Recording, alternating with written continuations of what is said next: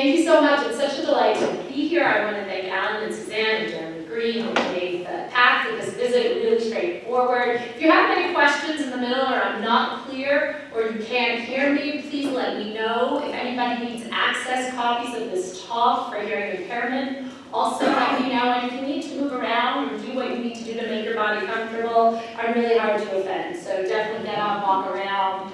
I'm sure it'll be less than my students. It's really exciting to be the last talk, not just of the year, but the decade. I'm putting a seal. I know. May the next decade be much, much, much better.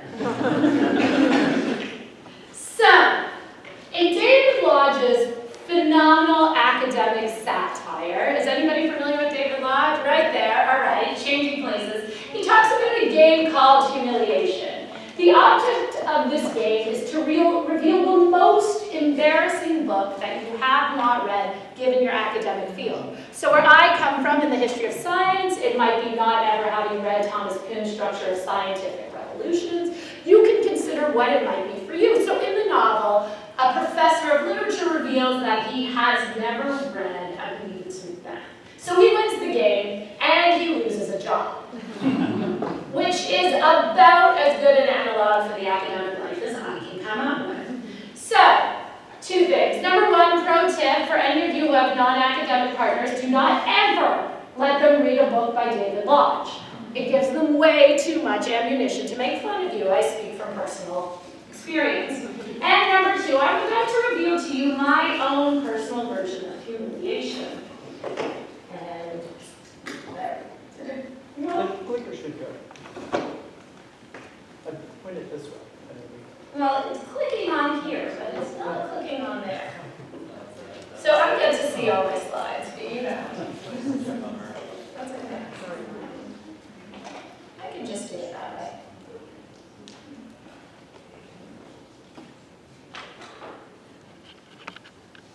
So my own personal version of humiliation is that I have never watched this entire movie in one sitting.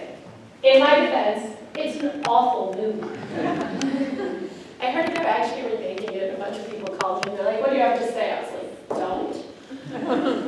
But I will say this, that the central conceits of this film are absolutely nothing like the way that face transplants happen in real life. In the film, the face transplant occurs as part of a heroic transformation for the larger good. It's incredibly male-oriented, right? This man does this, he doesn't want to, but he has to, and he is going to sacrifice his identity in order to save the world. It's also reversible. At the end of it, he can get his own face and his own identity back. So those two pieces, the masculine narrative of saving the world, the selfless sacrifice of your own personal good, and the fact of its reversibility are precisely the opposite of both the actual way that face transplants happen. You don't get to get your face back. And also the overarching structure and narrative of these pieces. So to think about this, today we're going to take a little bit of a journey together. From the fantastical to the merely fantastic, from science fiction to science. And in a way, the face transplant is the stuff of our most outrageous imaginaries. What if faces could be swapped at will? What if, with the swap of faces, came the swap of identity and its erasure? Without our faces being linked to ourselves and only ourselves, right? Not a shared commodity. Faces can't be transplanted from one person to another collectively. Who are we? Are we zombies?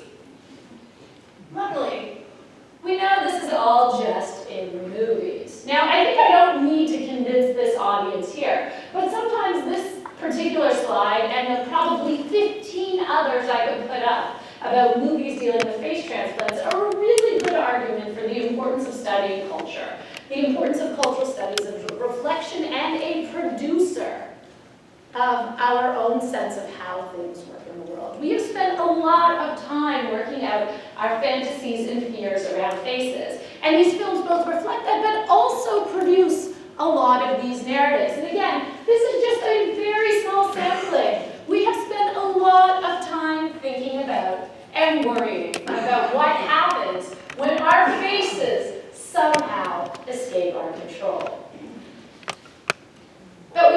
just put those ideas in the realm of scary films. Because in 2005, Isabelle Dimoir got the world's first face transplant. And the world freaked out. Now, some of you are too young for me to answer this question, so be kind and pretend. But for those of you who are not, do you remember 2005 when Isabelle Dimoir got the first face transplant?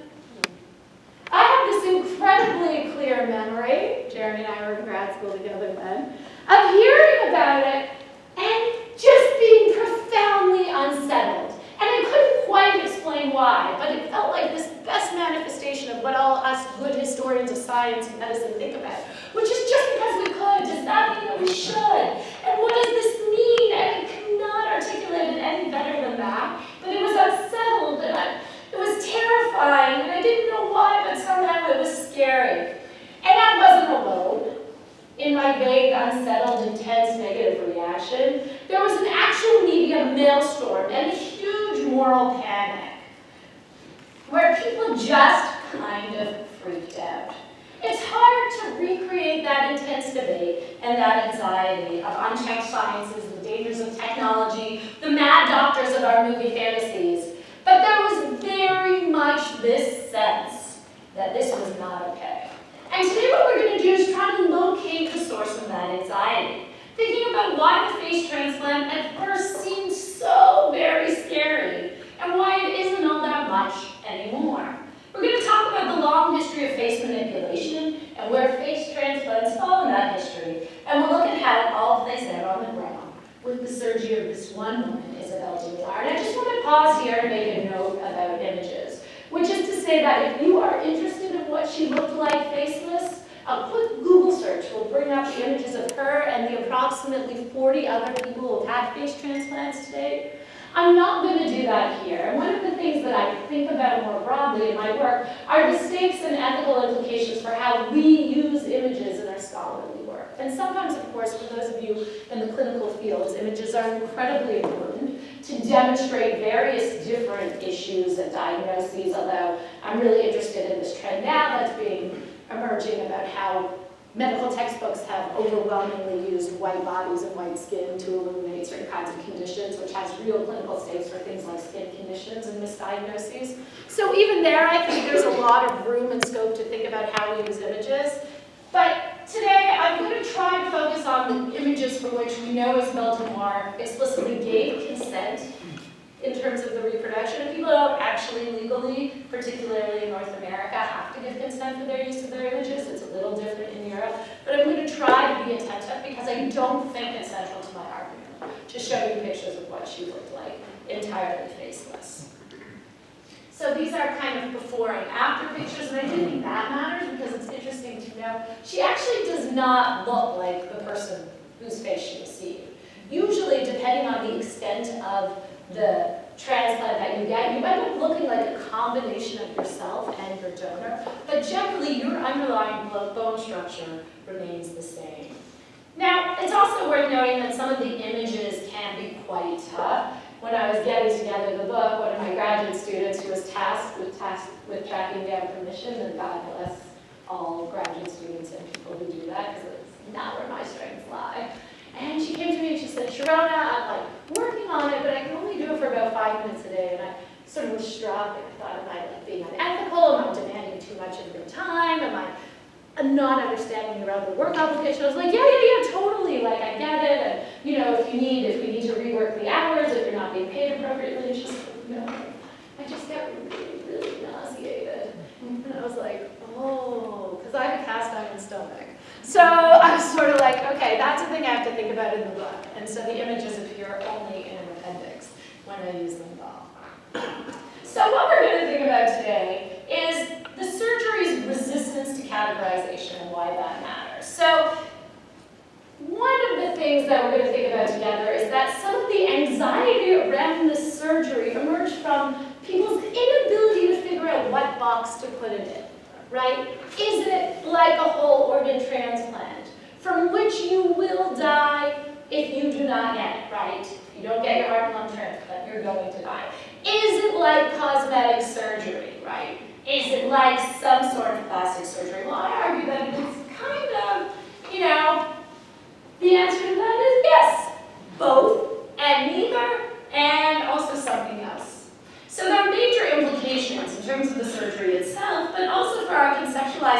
body categories and essentialization, human interaction, and so on and so forth, how we think about this surgery as a kind of object. And that's going to tell us something about the special status of the face. Now, that's a much bigger story, as things always are, so we're going to just try and focus on a tiny, teeny, tiny little tiny aspect of this by looking at the 1 week. Historians never get to do this, so it's super fun. Literally the 1 week following the surgery and how people responded to it in that week. So this is a newspaper story, it's a framing story, but it's also a number of other kinds of stories as well. And in order to understand these stories, we have to think about the surgery and what kind of therapeutic intervention it might be. So it's the story in some ways of cosmetic surgery and organ transplants, and it's the story of the exploding of those binaries between reconstructive and aesthetic surgery, between physical and mental illness, between body and mind, between all of those different things, which are hugely contested ground for bioethicists, gender studies, disability studies, and historians of medicine. So I'm going to jump right on that. So what we're going to do today is suggest a third way entirely of imagining facial allotransplantation.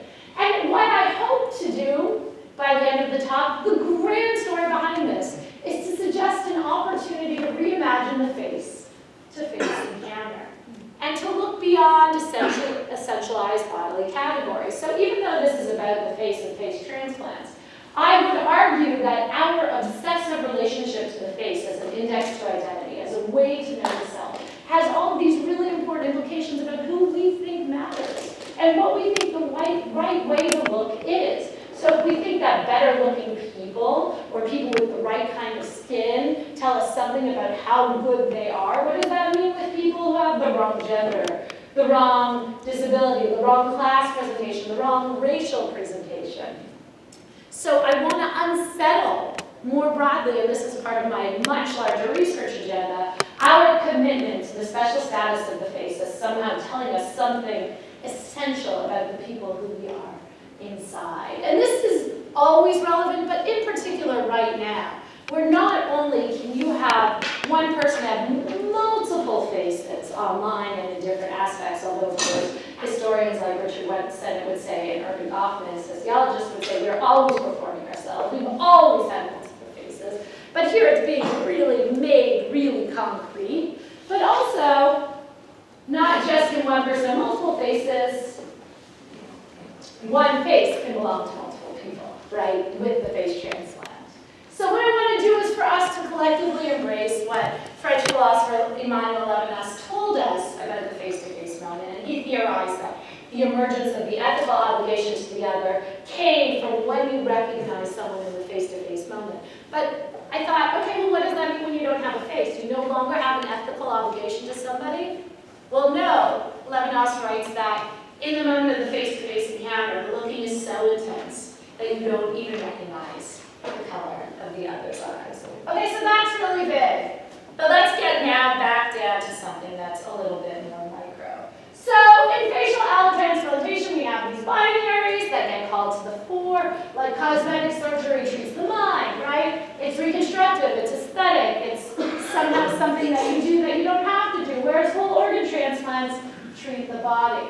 And cosmetic surgery itself has all these binaries between the ones that we think are okay or good and the ones that we think are sort of just luxurious, unnecessary. We might even say a little bit vain. And there's a trap there too, particularly for women, right? Because on the one hand, there's this sense that you're doing this luxurious thing. On the other hand, there's this huge pressure for women to look right and look okay and to do the labor of making themselves acceptable visibly to the public. So you might almost say that women can't win. I really hope that's not true in so many contexts, and I'll just leave that there. So these again are highly contested spaces, but I think that if it's not highly contested, it's not worth doing, right? So obviously I'm not the only one to think about these things. Two key scholars here are Sandra Gilman and Kathy Davis, both of whom have spent a lot of time and energy saying, hey, you know what, these binaries don't make sense. They don't make sense medically, right? What's the difference between that beloved phrase of the 1980s and deviated septum, you know, which justified all of these nose jobs. But can we really think critically about the difference between breast augmentation surgery in the context of somebody who elects it and somebody who gets it after having a mammogram, right? These kinds of divisions actually are really murky and probably not particularly helpful. Now, one of the other narratives here, and thinking about whether or not this even is cosmetic surgery, the face transplant, is the long history of what has driven cosmetic surgery. Now, some of you are probably quite familiar with the fact that probably the major driver is war. This is true in a broad historical context, and we're going to talk about why war matters here, but spoiler alert, it turns out that in the United States, all but one of the surgeries have been funded by the US military, which actually does huge work in quelling the anxieties that people feel around this surgery. Because it's one thing to say that people are somehow circumventing the notion of identity by getting new faces, or not suffering nobly, which is one of the things that's at stake here. We really like our sick people and be noble sufferers, right? But actually, when it turns out that maybe the surgery is being done to develop a more robust way to give a soldier who lost their face because of an improvised explosive device back their lives, then that changes the context. Because it's really awkward for our society to have walking wounded return. It's one thing for soldiers to come back no longer alive, and they are kind of sacrificial victims on this massive display of civic identity, or to come back healthy and celebratory. But walking wounded is really, really awkward. So there's a way that this surgery becomes a kind of mechanism to suture that. So in the long history of facial interventions, we have Sir Harold Delft-Gillies, who was a New Zealand surgeon who worked in England, and what he did was profoundly important because he took these walking wounded soldiers and put them back in uniform. He gave them a purpose in life, and he provided these facial molds that covered their disfigurements and allowed them to actually have an experience akin to reintegrating into society. So these people were called broken gargoyles, people with severe facial disfigurements as a result of war, and he made these facial molds for them. And one of the things that's fascinating about that is to think about the face transplant in the context of prosthetics.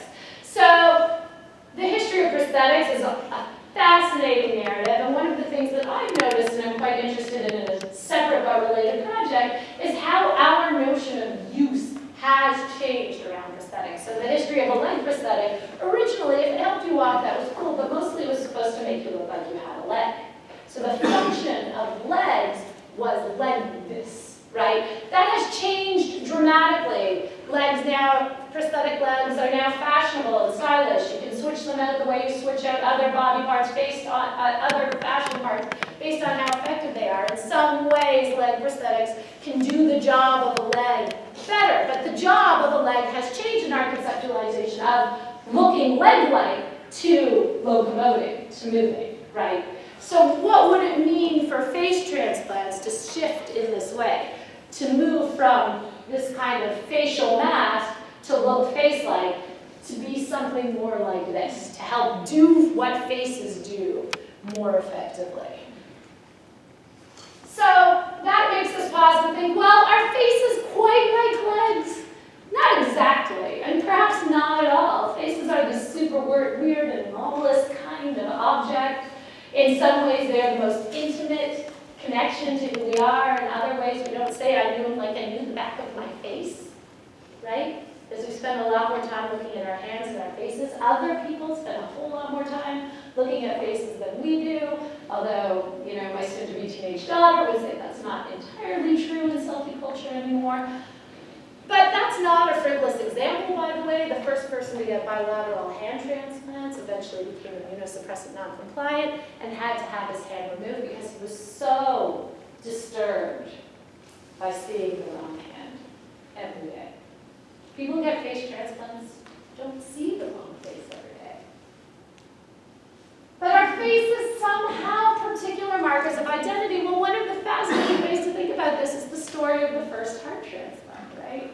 It was done in 1968 in South Africa, and one of the interesting anomalies was the heart that was transplanted could now go places that the person who possessed that heart never could. Where does identity lie? Is a heart different than a face?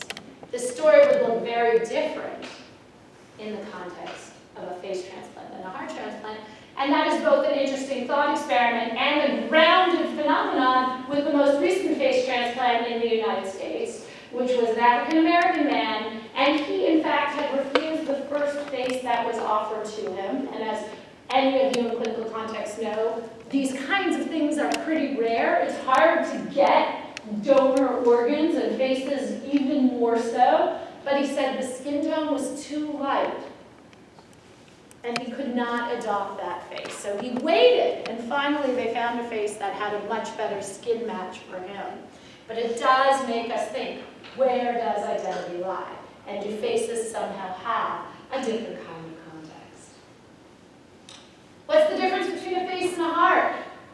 To whom do they belong? Who are you with a new heart? Who are you with a new face? Are you still yourself? And what does this have to do with, again, all of these pressures about making our outside match our inside? It's based on this ancient Greek principle, but it's also at the heart of literally every makeover TV show ever, right?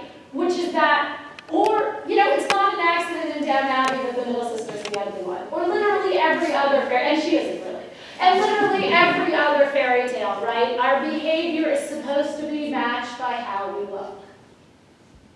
And if it isn't, and this is where the makeover TV piece comes in, if somehow there is this fundamental mismatch, and this is what they always say, you are not putting your best self forward. You are in some way even maybe deceiving the world by not wearing the best kind of shirt for yourself, which you can buy for $19.99, right? You have this not just opportunity, but obligation to correct that mismatch. Make your outside match your inside, right?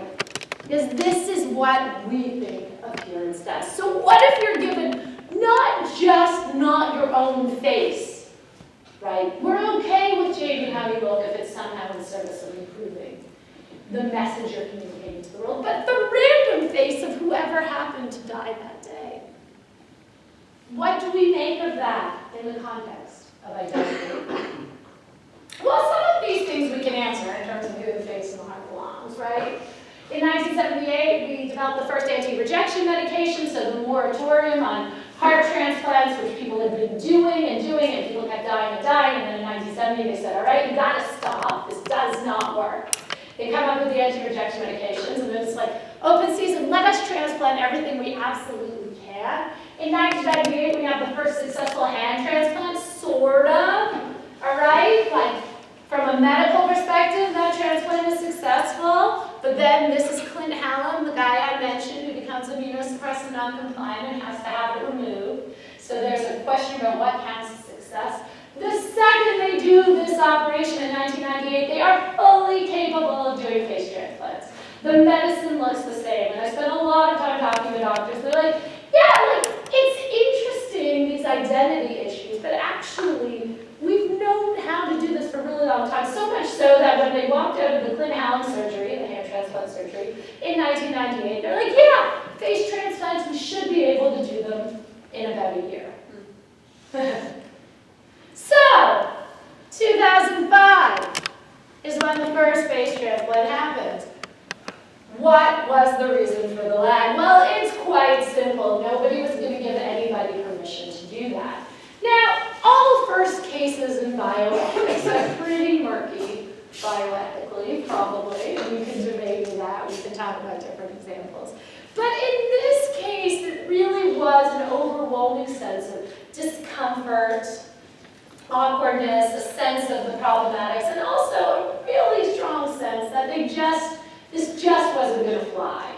As we know to be the case, so how did it happen in 2005? So, a little bit more background here is that in 2004, the Cleveland Clinic successfully got an IRB approval to do a face transplant.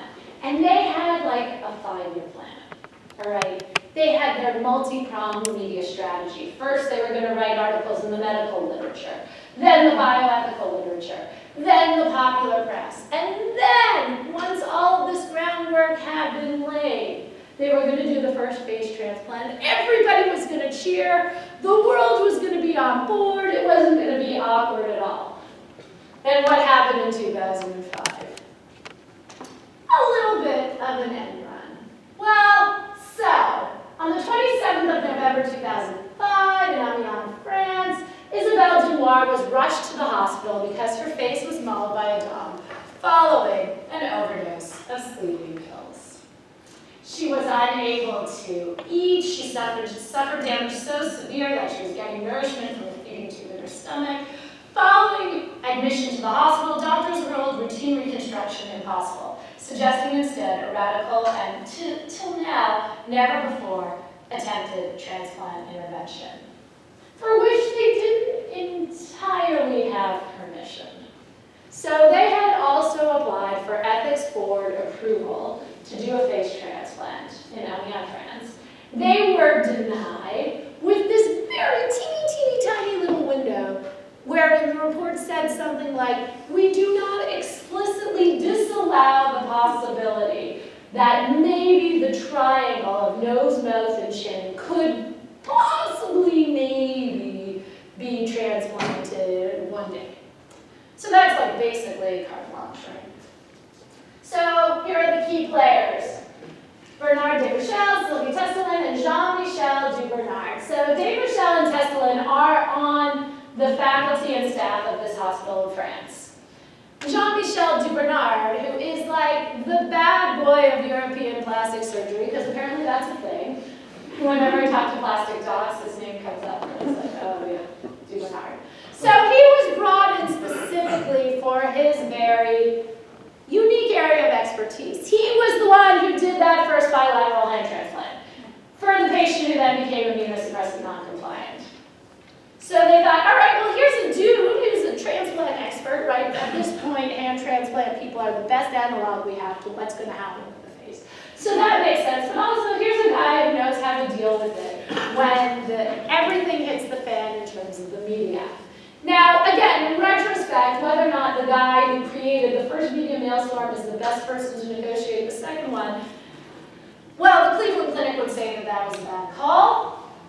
But they rushed him in, and he said immediately, kind of anticipating what's going to happen, once I'd seen Isabelle's disfigured face, no more needed to be said, I was convinced something had to be done to this patient, for this patient.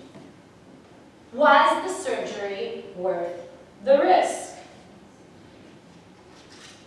Well, there are a lot of different debates around this question, and while I will say explicitly that I am absolutely 100% in favor of this surgery, I do want to outline some of the debates that came to the fore at this time, specifically that in order to get a face transplant, you have to be on immunosuppressive medication, anti-rejection medication, which in and of itself reduces your resistance to other kinds of illnesses, and also in and of itself can be carcinogenic.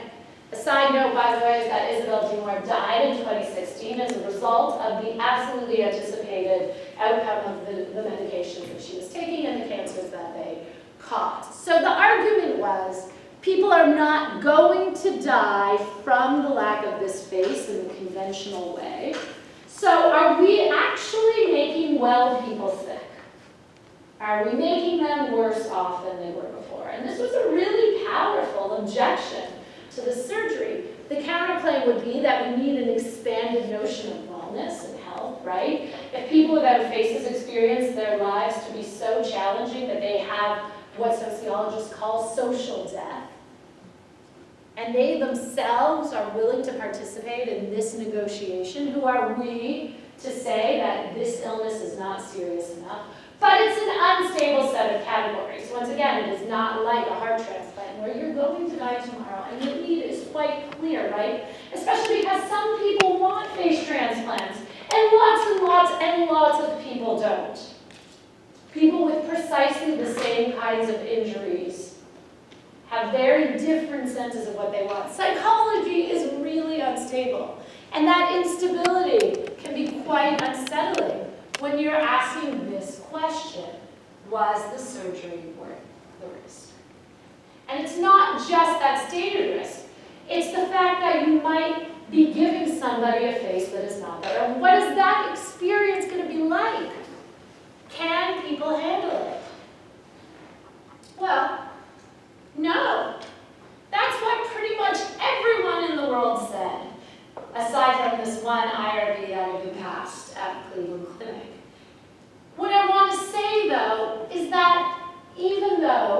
Mary given away at least part of the end of this debate, the popular press was so very against the surgery. That wasn't the case at first. There was a lot, as we'll see if we look really closely at the articles around this, a lot of optimism around the possibilities of the surgery.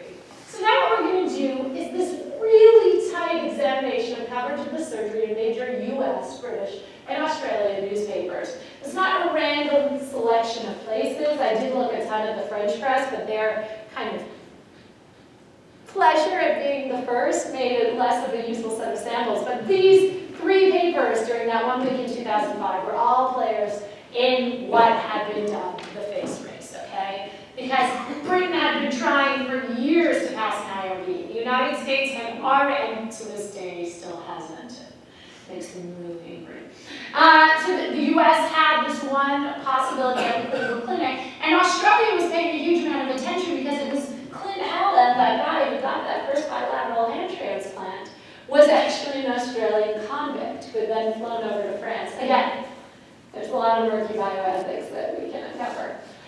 He got the first, so they're like paying super close attention because it's their guy who started the story in the first place.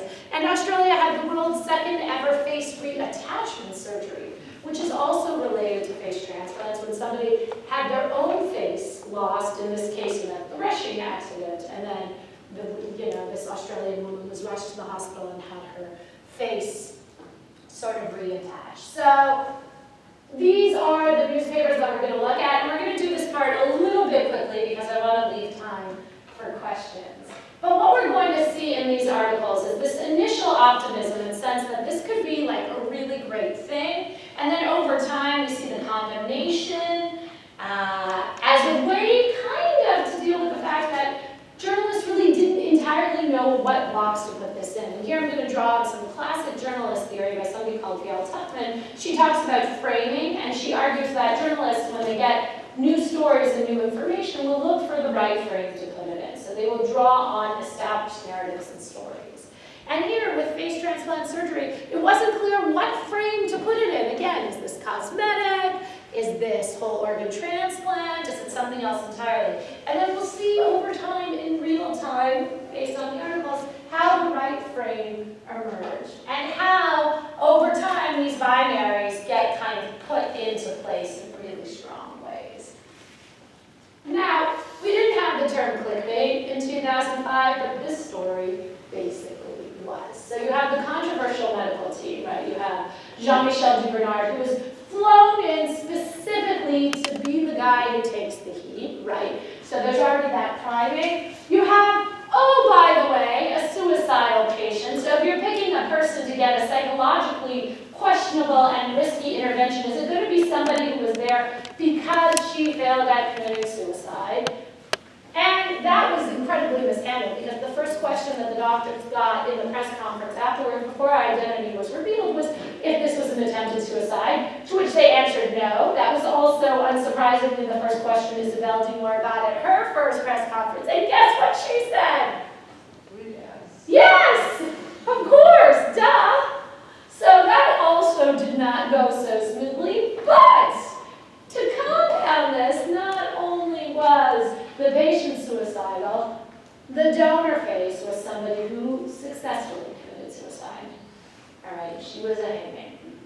So that might seem like less of a problem for some of you. A face is a face is a face. But as we know from best practices in all transplantation literature, you should never feel like you are living out somebody else's life. You should try to immediately integrate your new organ into your body and sense of self. Isabel Dumore never escaped the sense that she was now obligated to this person who killed herself where she did not.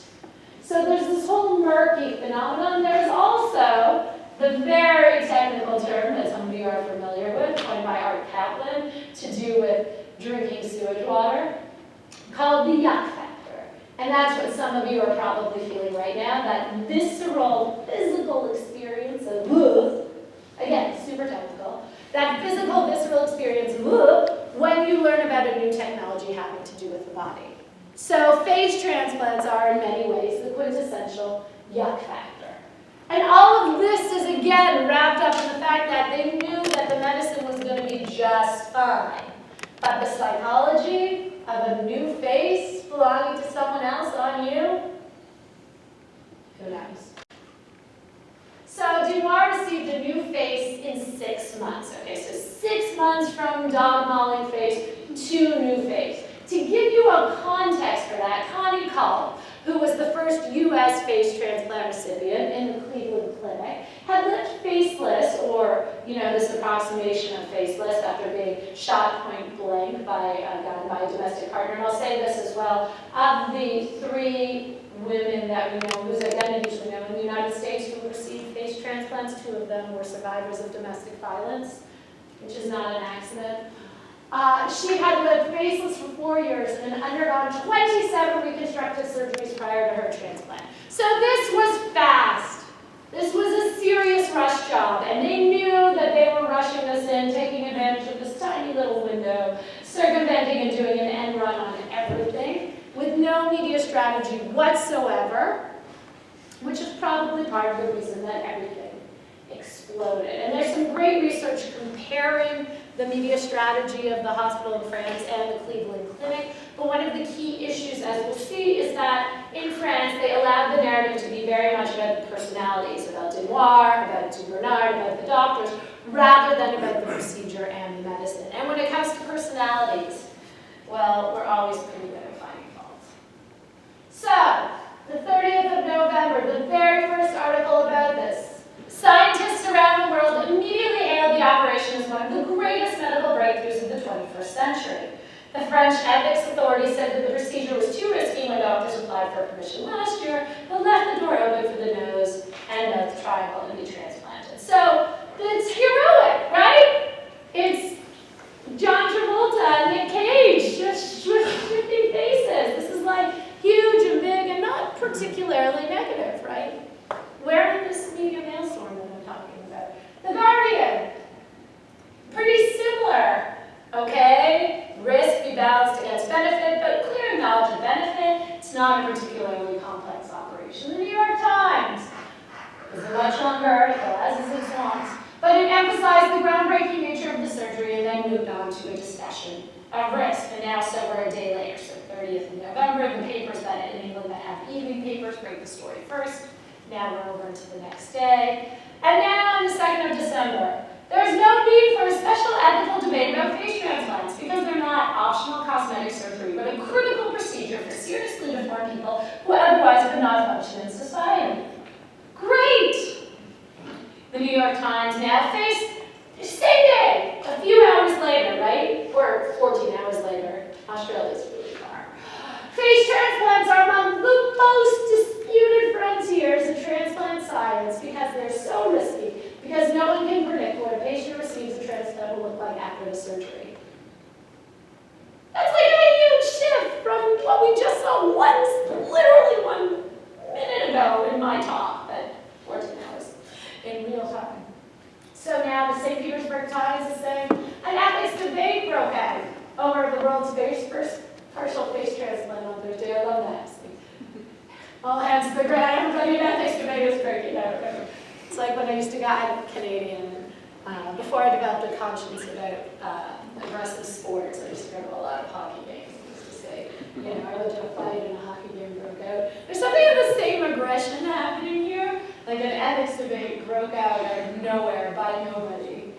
All right, so now we're going to the experts. Okay, so this is one of the things that happens. So the journalists were caught a little flat-footed. So one of the key techniques in journalism, any journalists in the room?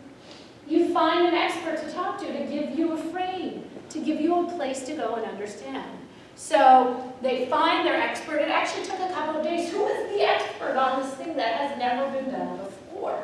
So in seeking an expert opinion, many articles turn to French surgeon Laurent Lantieri. He's an outspoken critic of Bernard, and he went on record early as saying that Bernard wanted to be the first to do a face transplant. Pop quiz.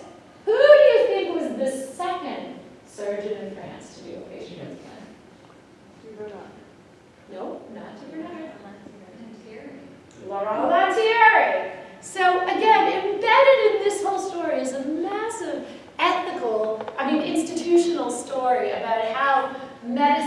doctors are jostling for position, right?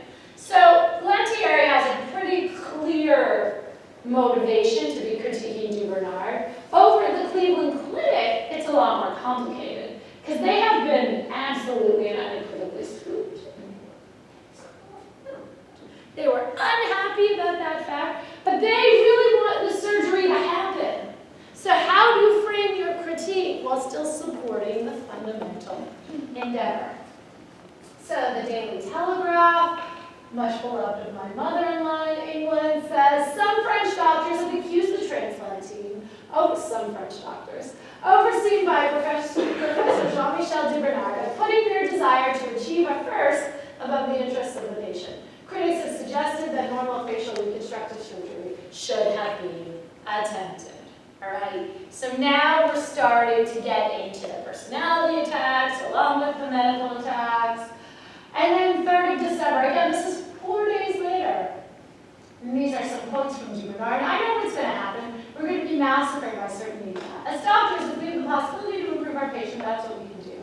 And when he saw her face, I no longer hesitated for a second. So he had anticipated these critiques. This is what he said in the first press conference.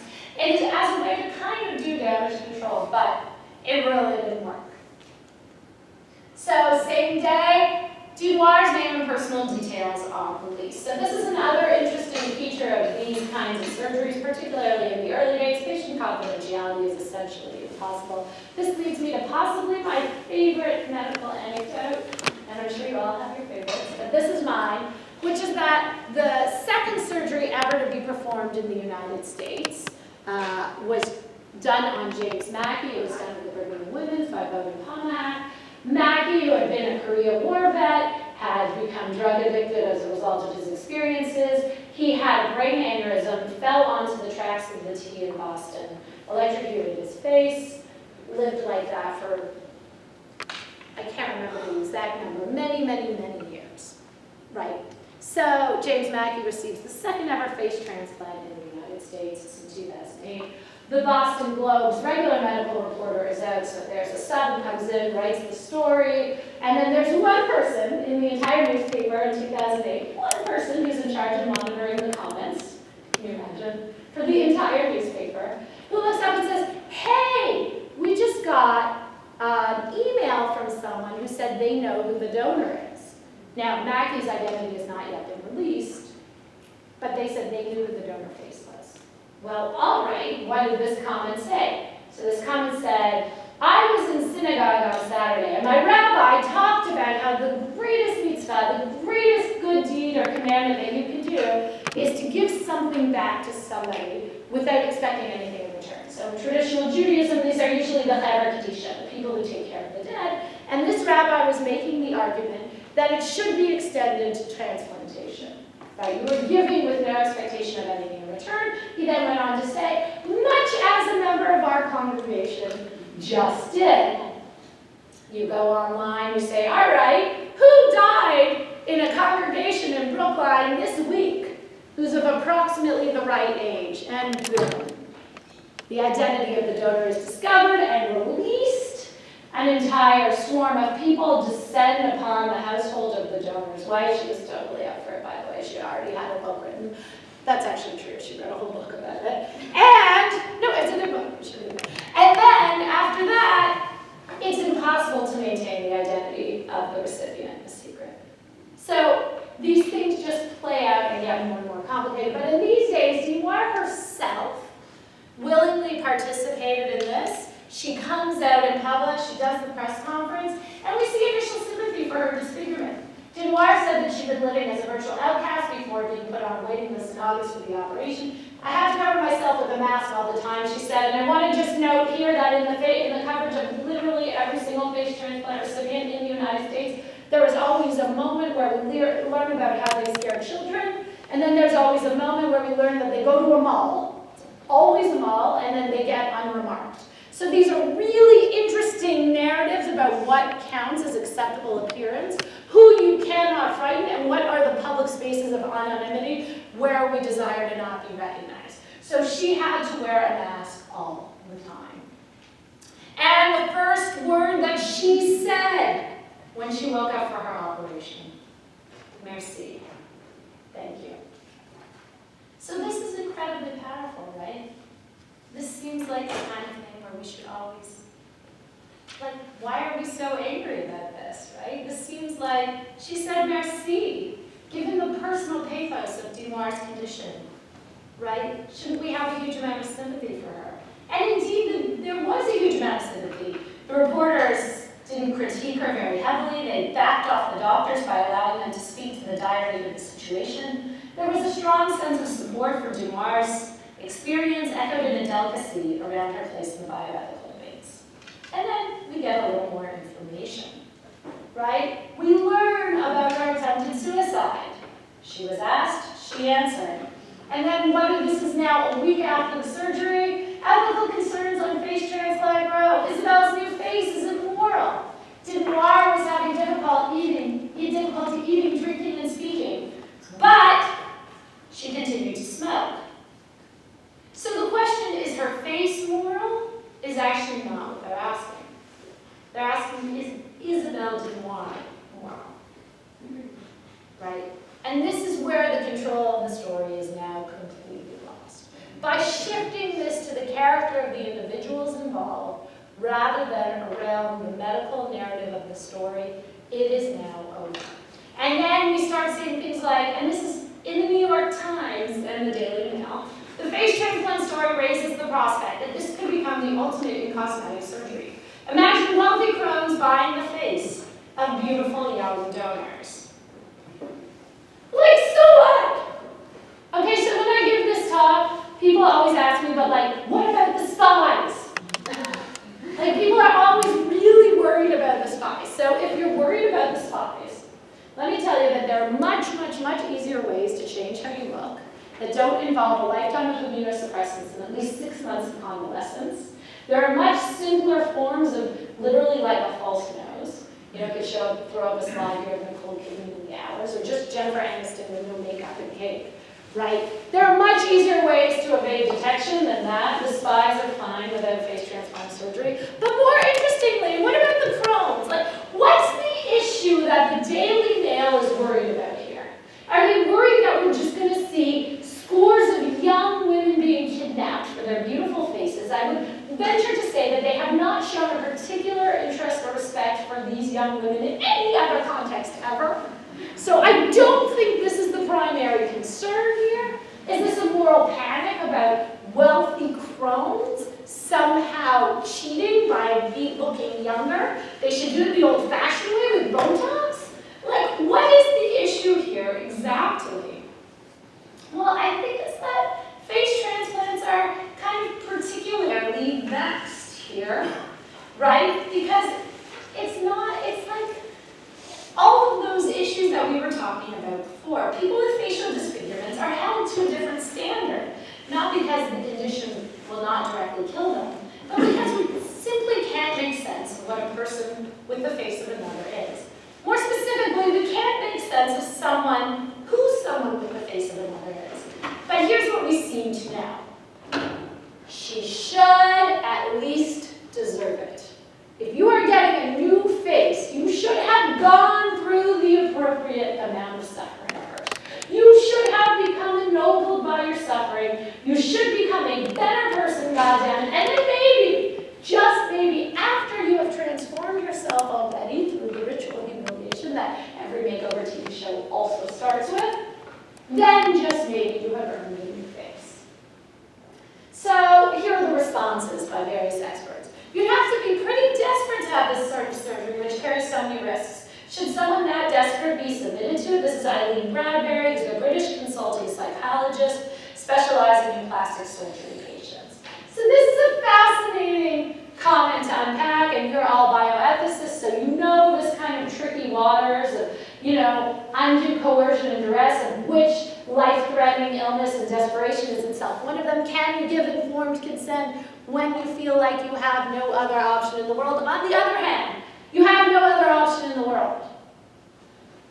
Or, this is from Susan, a woman whose cancer had eaten away at her own face. They interviewed her. I thought a lot about facial transplants, and it sends shivers down my spine.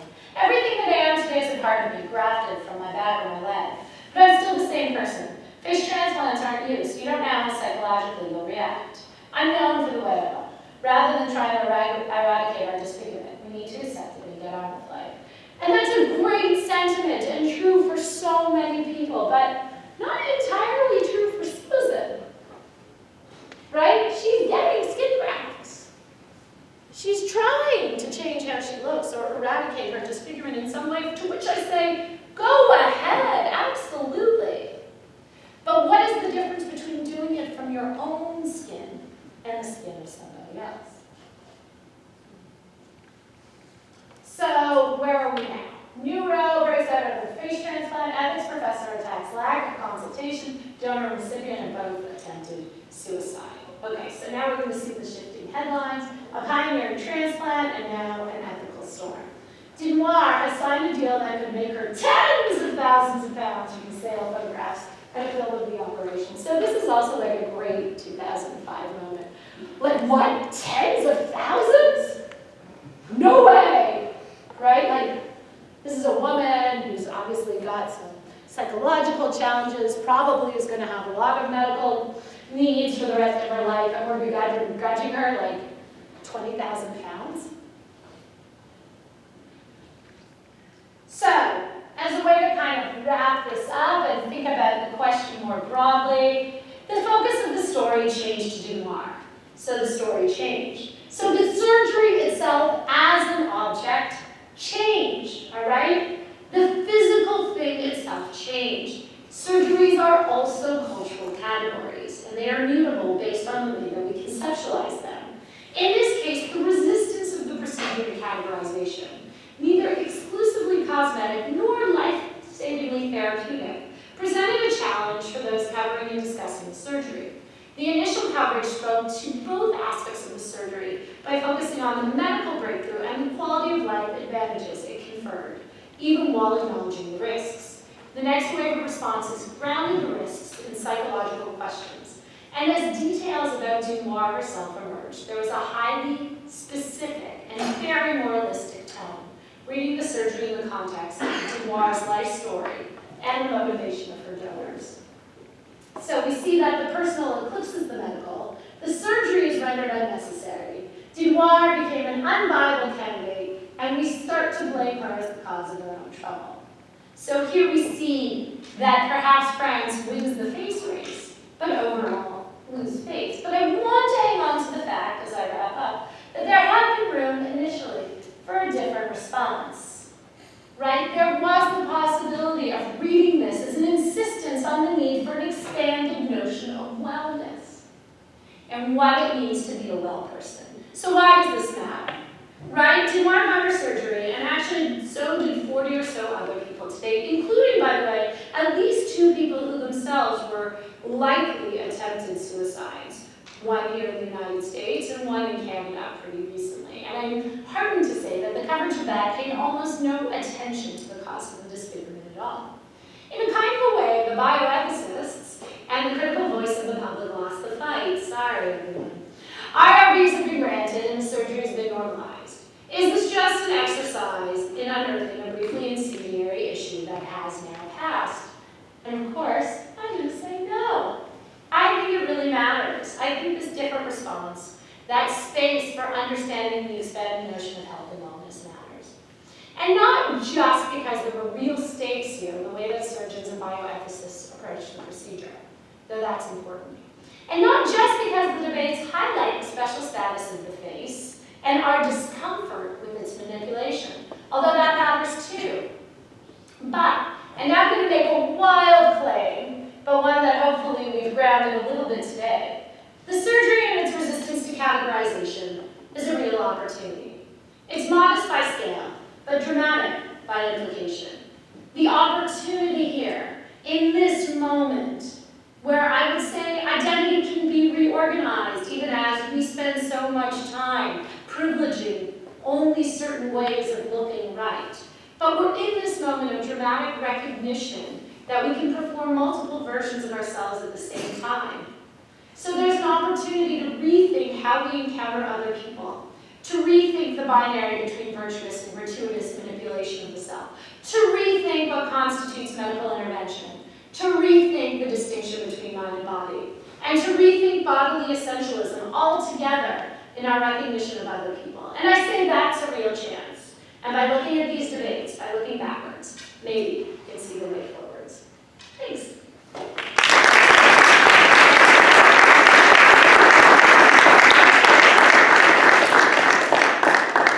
That's great, thank you. We have time for a few questions. May and I have microphones.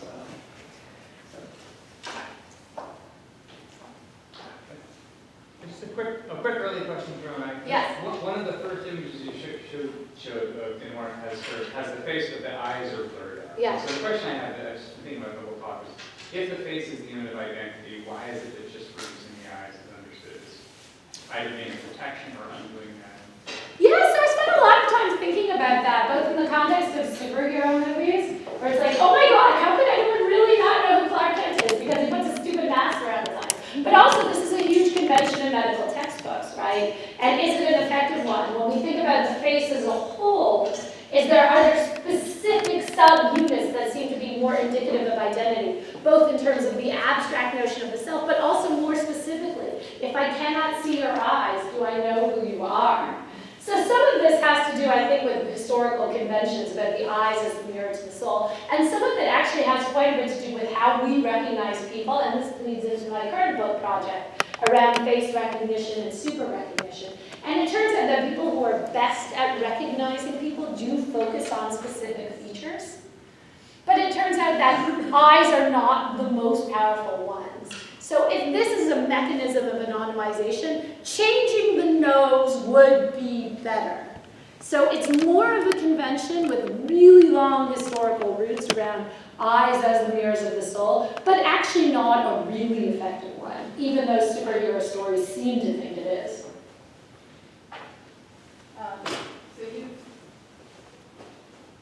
I think this argument comes a lot from European, and then, in America, we're predominantly European still population-wise. So my personal experience has just been when I go to another country where people look different, have slightly different skin color, things that you cue in on that make people look unique are different. I went to a Middle Eastern country, everybody looked the same until I was there for several weeks, and then I went to northern Germany and everyone looked the same until I was there for several weeks. So it's hard to look at this and not take the cultural stuff into account.